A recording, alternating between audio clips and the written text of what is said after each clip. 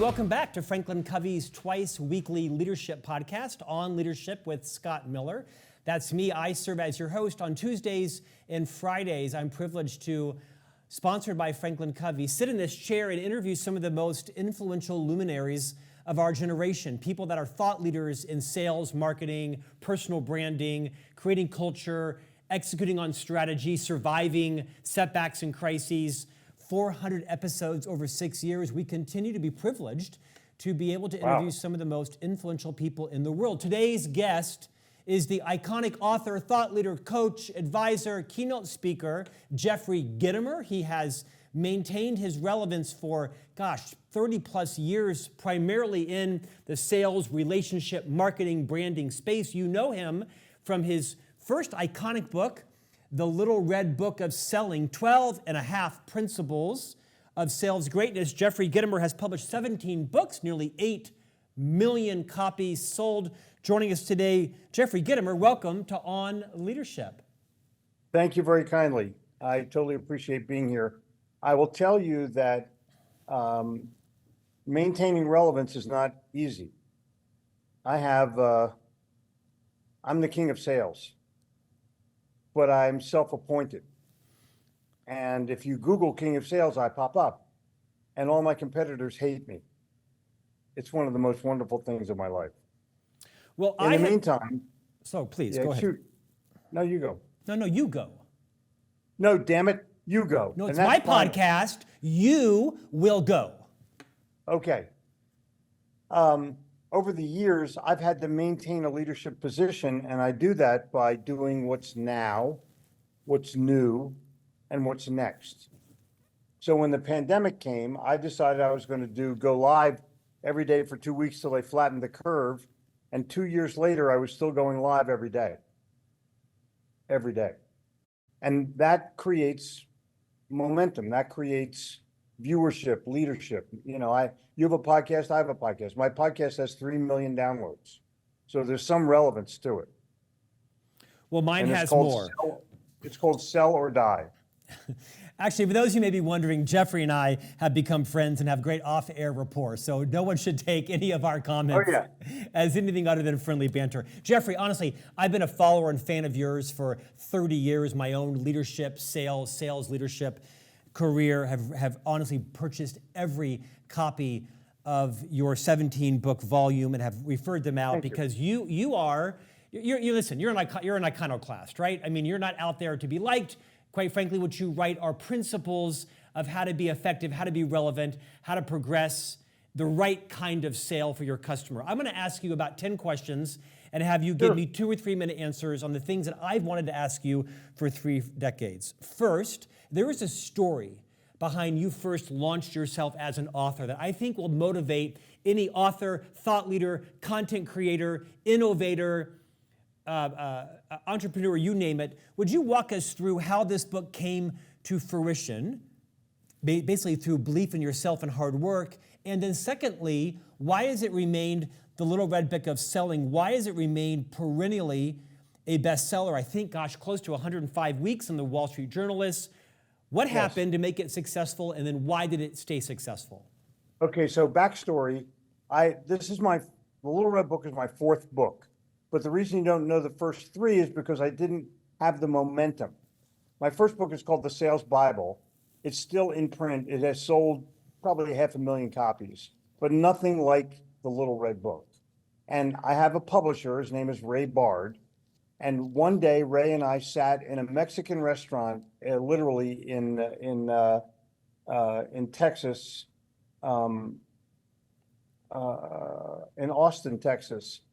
And he said, Harvey Pinnock wrote The Little Red Book of Golf. I think you could write The Little Red Book of Selling. Now, Harvey Pinnock sold 1.5 million copies. I'll bet you can outsell it. And on a napkin, which people refer to as the back of a napkin, which I don't understand. But on a napkin, I wrote down, chapter 1 is kick your own ass, chapter 2. And I wrote down like 7 of the pillars that I was going to write about. And I said, and Ray, 12.5 is going to be resign your position as general manager of the universe. And I still have the napkin. And 2 years later, the Red Book came out and it became an instant bestseller. Literally every bestseller list it could make, and was in fact on the Wall Street Journal bestseller list 103 straight weeks, which will never happen again. I mean, literally. Jeffrey, you launched this book back before the internet, before social Yeah. media, before Instagram, TikTok. I want to ask you a question and have you opine thoughtfully on this. Your story is not so unique. We've had many authors on this podcast whose third book, fourth book, seventh book became their brand builder, their platform. It is a consistent theme for entrepreneurs where it isn't always their first business or their first website or their first idea. What would you impart? What wisdom would you impart to all of our listeners about the importance of perseverance, belief in yourself, recognizing it may not be your first, that is your best? Scott, there's an unknown secret that seems obvious, but it's not. If you don't love what you do, stop doing it. If you love what you do, never quit. We talked earlier about Bryce Harper from the Philadelphia Phillies. You know he loves to play baseball. You know he loves what he does. And as a result of it, you love him. And people follow me because they relate to what I say. I write like I talk. I'm not pontificating lessons of theory. I'm telling what I did in New York City when people were slamming the door in my face and asking for bribes and telling me to go F myself. I mean, it's just absolutely crazy what the selling environment is in the New York City jungle. And I persevered, and I made millions of dollars worth of sales as a result of it, and learned those lessons, and now I just transfer them. Jeffrey, beyond the valuable advice of loving what you do, are there any mindset tips or skill sets you might reteach to us for those people who are loving what they do, but it's not materializing the way they want? It's a book, it's a website, it's an online business. How does someone keep the momentum to keep going? You must develop a morning routine. Without a morning routine, you're nothing. And people get up in the morning and they pee and they drink a cup of coffee and they have a little breakfast and they drive to work. No bueno. I wake up in the morning an hour before anyone else in my household, and I read, I write, I prepare, and that causes me to think and create. Read, write, prepare, think, create. I've been doing that for an hour a day for the last 25 years. And so far, I have 17 books. And the average person can tell you what the weather is or where the traffic is. And that's not me. I look out the window, that's my weather report. And if I really need to know how hot it is, I open up the window. That tells me exactly what to do that day. I don't waste my time. I don't even spend my time. I invest my time. And so I'm challenging people, develop a self-discipline, develop a morning routine, love what you do, and have the self-discipline to be able to execute. Jeffrey, I've got about 9 questions. I want to do a speed round with you. Number one, talk about differentiation. What does that mean and how valuable is that still today in 2024 when it comes to any sales profession, for that matter, any profession, differentiation from someone else? If you don't differentiate, you die. And there's 2 differentiations. You have to differentiate from your competitor, and you have to prove that you have value. Differentiate from your competitors in the marketplace, and be a value provider, not a salesperson. So differentiation for me, if I walk into a CEO's office, I might ask the question, you want to buy now or you want to hear the pitch? Differentiation for me is I'll walk in with a little red book of selling and have a signed copy for the person that I'm talking to. And you know, if I'm at the front door of somebody making a cold call, which I used to do, I would say to the gatekeeper, I'd say, listen, I know you run the place, but I'd like to speak to the person that thinks they do. And I would get through every single time. Jeffrey, what have you gotten wrong? You've gotten a lot right with the books that you've... Yes. What I'm have you not gotten good on wrong? marriage. Professionally, beyond perhaps a relationship that didn't materialize like either of you had hoped, what's something that you like tripled down on, you wrote about it, you evangelized about it, you convinced yourself, and through maturity or lessons or humbling, you said, I've kind of changed my mind on this? Well, I've had the gift of not having to make sales calls in order to make presentations. Like, Scott, I didn't call you, you called me. I don't call anybody. And I found over this last couple of years, I need to start calling more people, and I should do that on a more regular basis, even if it's just to shoot the breeze with somebody. I don't, there were 20 years where I just let the phone ring, and the phone rang off the hook. And in today's world, people are more reluctant to reach out, and they tend to take the shiny object of what's in front of them, and I need to stay in front better than I do right now. Yes, I have LinkedIn. Yes, I have Instagram, but I have another strategy that I'm going to be employing that will keep me at the top of the world literally forever, but I'll wait till you ask the question. What strategy is it you're employing that will keep you at the top of the world forever? AI. We'll talk about that in a moment. I want to talk about buyer motivation. We'll get to it. We'll get to it. A good guest has a crescendo. Hang in there, sir. Talk about buyer motivation. A lot of salespeople are so focused on their selling skills and may not spend enough time investing and understanding the motivation of buyers. Riff on that. Okay. It's actually buyer motive. Why do they want to buy? Which is way more important than how do you sell. If you go in and you know how to sell, and I go in and I know why they want to buy, I'm going to win that sale every time. I have a 15-year-old daughter can win that sale every time.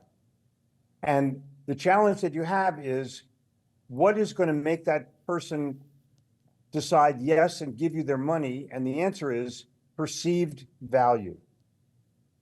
If I perceive more value in what someone is trying to sell me, I'm going to buy from them no matter what, whether I like them literally or not. If the value's there, I'm going to buy. If the value's not there, I'm not going to buy.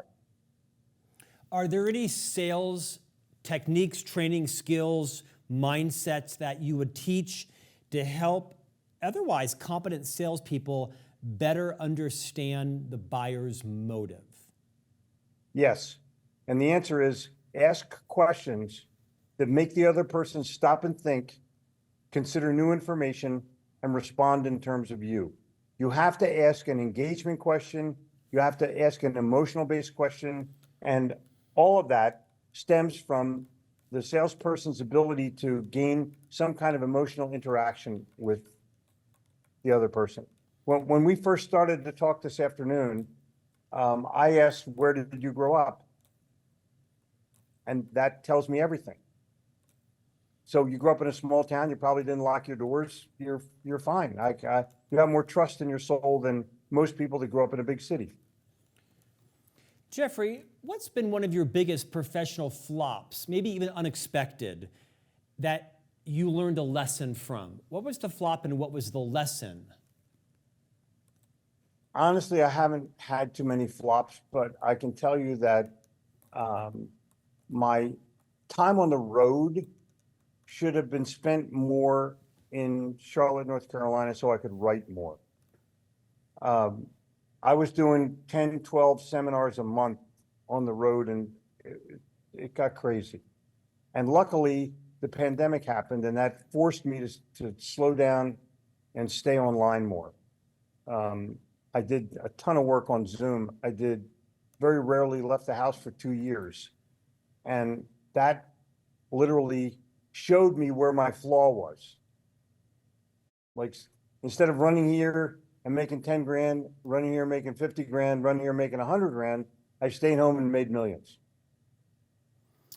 Jeffrey, when a sale goes south, when a deal goes south, the salesperson usually failed to do what?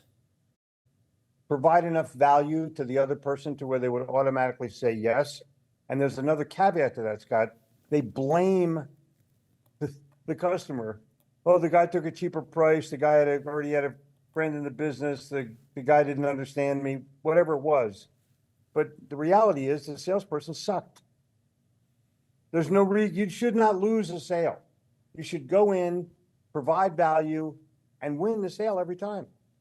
But come on, Jeffrey, let me push on that, because it's a complicated sales process in most organizations. Perhaps you didn't have the right buyer. You didn't research the right decision-making process. You didn't understand their sales cycle. You didn't understand their funding process. You didn't understand that the CEO makes the decision. So I start at CEO and work my way down, as opposed to start at some kind of buying thing or a circle or a group of people and work my way up. So translate that. Most people who want to buy something are not the ultimate decision maker.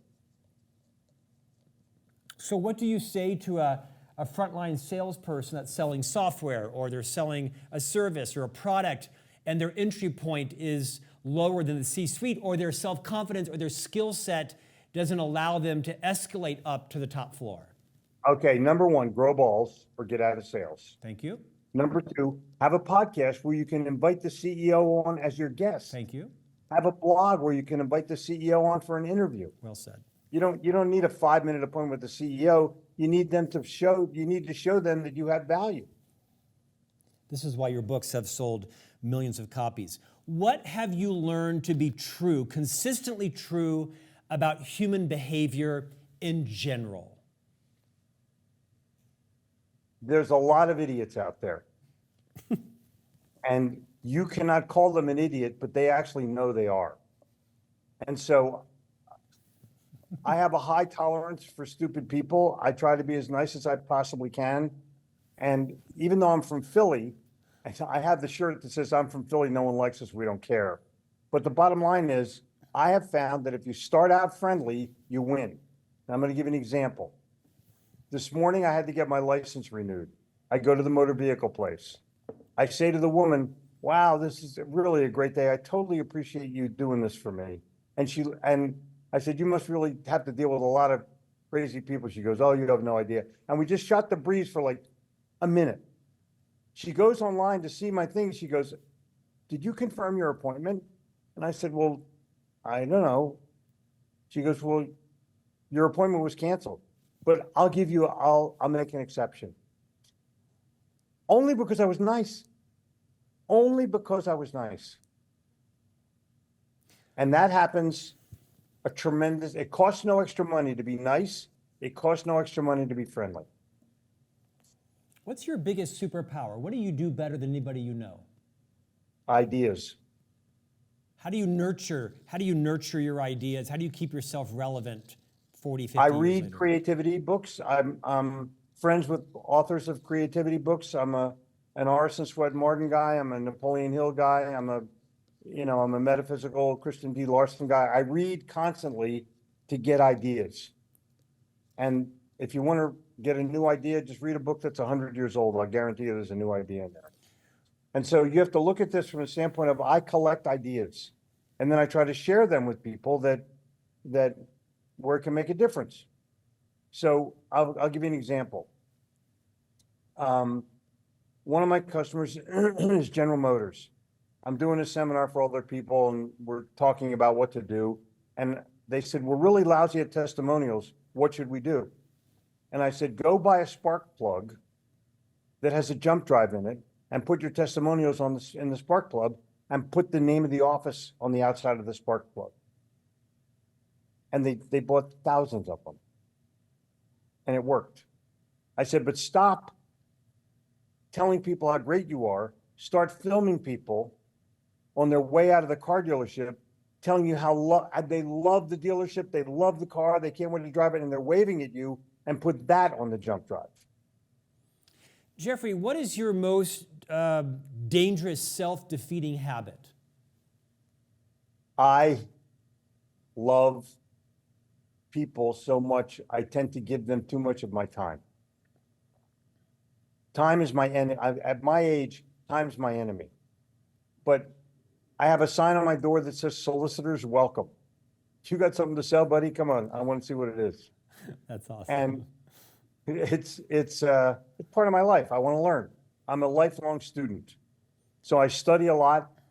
I could probably not study as much as I do, but I love doing it. So I'm going to do what I love to do. And I go to Paris twice a year, Why Paris? the epicenter of culture in the world. Let's talk about the principles of effective selling. And when I say the word principles, I mean immovable forces, right? Things that are timeless, that cross generations and cultures and religions and industries and technological disruptions. Would you maybe just remind us of 2 or 3 principles of effective selling that, regardless of your skill set, your industry, your success, your acumen, everyone has to master? Number 1, people don't like to be sold, but they love to buy. So stop selling and start creating atmospheres where people want to buy. You've never gone to a department store and say, I need a new suit. Let me get somebody to sell me that. I need to be sold that new car. No, you buy a new car. And salespeople don't get that. They feel like they have to give their whole spiel in order to be able to make something happen, or they have to use an old technique in order to be able to make that happen. Doesn't work anymore. All things being equal, people want to do business with their friends. All things being not quite so equal, people still want to do business with their friends. That's a challenge. It costs no extra money to be friendly. That's a challenge. I don't want a satisfied customer. I want a loyal customer. I want someone that's going to buy from me again and tell other people how great I am. I'm not going to measure how satisfied were you, because it's a nebulous number that means nothing. What selling skill do most people screw up, but with a little bit of practice and self-awareness and discipline, it could exponentiate their effectiveness? Ask more, talk less. What disruption is everybody experiencing that is actually challenging those very principles of sales effectiveness you just mentioned? Well, it's not sales effectiveness, it's sales understanding. Most people don't understand artificial intelligence. And if they don't, they're going to lose out for the next 50 years of selling. AI is taking over everything. It's everywhere. And if you don't do it the right way, you're going to lose. So I've decided that I'm going to create an AI-based training program that will literally put me into retirement. Well, tell us more about that. This is a great chance to reach millions of people that might be thinking they should do the same, or will be interested in what it is you're creating to consume. Okay, so for example, Scott, you see the little red book of selling on your front desk? Indeed. If I want to learn more about selling, I can read the book, take notes, do everything. Or I can have an AI platform that has all 17 of my books that you can ask me any question, any time of the day or night, and get an answer in any language. Which do you think the salesperson wants? The latter. Exactly. And my AI platform is proprietary. It's not open like ChatGPT or Copilot, because I don't want anyone to get my answer. I only want my subscriber to get the answer.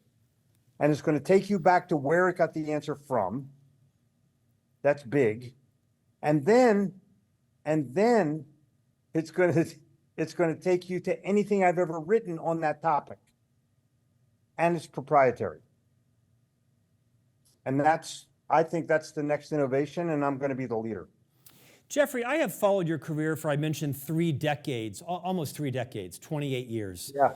And you've inspired me greatly. We've never met before.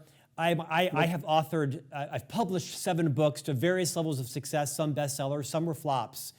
And in many ways, I've tried to learn and apply some of the lessons that I've learned vicariously through listening to your podcasts and watching you on conferences. What do you think I have to learn from you the most? When I say I actually mean kind of metaphorically other people like me that are entrepreneurs. They're trying to create a brand. They're trying to love what they do. They're trying to put great value out into the world. What are the most impactful lessons Scott Miller, and through me, millions of others, should learn from the brand and the relevance that you have built and sustained? The first thing you have to do is decide what your zone of genius is and pontificate on that on a regular basis. The second thing you have to do is engage your audience by being with them, not above them. You have to be, when I give a talk to an audience, the first thing I leave is the platform. I walk out in the audience. Yeah. And I have eye contact that's directly in front of the other person. So as you're looking to improve your brand, you also have to improve your image. What do people think of you? What are you known as? What are you known for? And what are your best characteristics that people love about you? Once you know that, once you understand that, you can win. Until you understand that, you're going to fight trying to create a message. Just listen to your people. They'll tell you what they want. They'll tell you how they need you. They'll tell you what they want to learn from you. And then you get followers and subscribers. How much do you test? Meaning, do you focus group and confirm demand before you write about a topic, or do you just write for your gut and hope it works? What's your formula? No, I don't just write from my gut. I write from my heart, and I write from my experience. And having cold called in Manhattan for 3 years, you get a lot of experience very quickly. But now I live in Charlotte, North Carolina, where it's, nice and friendly and happy. Up yours is no longer a greeting. And you put yourself in a position, a winning position, of remaining a student, taking notes on your student, having the self-discipline that I talked about earlier of having a morning routine, and you start to win. People start to follow you. And I have thousands, literally thousands of followers on LinkedIn, on Instagram, on YouTube, everywhere. And I put myself out there, and I'm approachable. Like, I'll walk through the office and the phone's ringing, I'll pick it up. And they go, "Jeffrey, you answered the phone?" I go, "Yeah, it was ringing."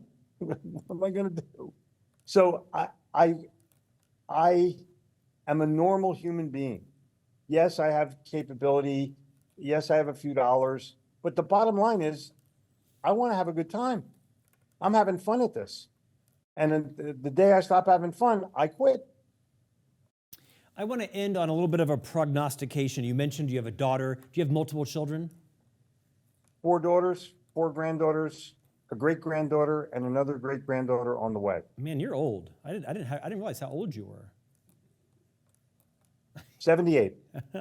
You're looking good, man. Nicely done. Thank you. Nicely done. It's called, I have a 15-year-old daughter, even though I shouldn't, and we go to rock concerts together.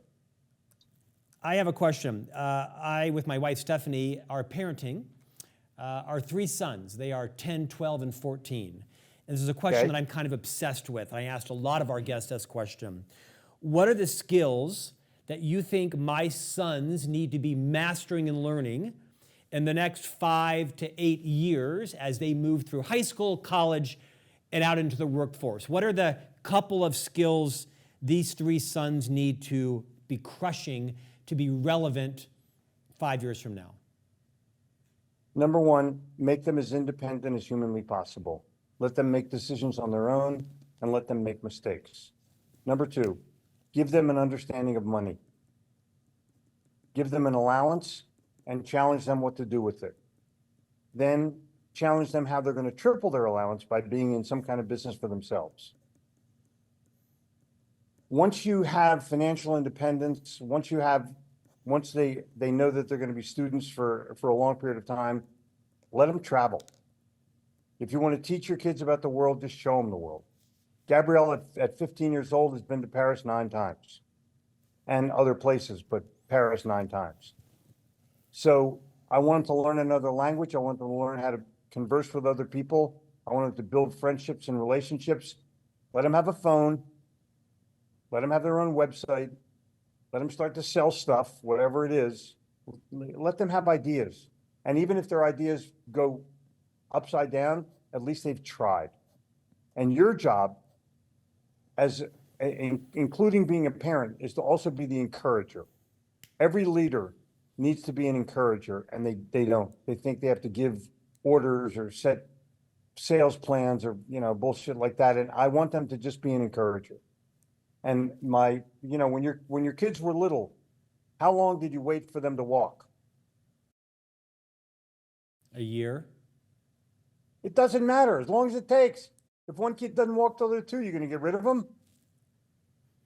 Are you gonna say, Bobby, if you're not walking in 2 months, no college?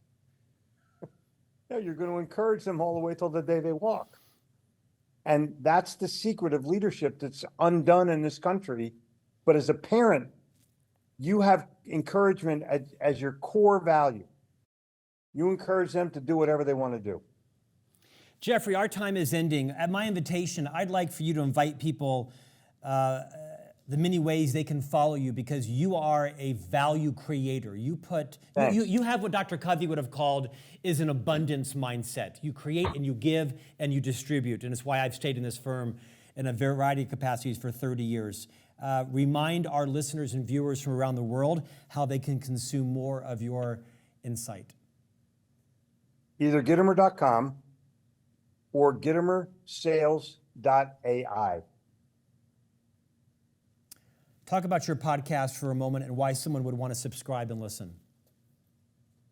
Well, my podcast is very eclectic. I have all kinds of people on there that are left of center, right of center, but I want people that I feel can teach my audience something that they don't know about, whether it's closing a sale or living a better life or traveling.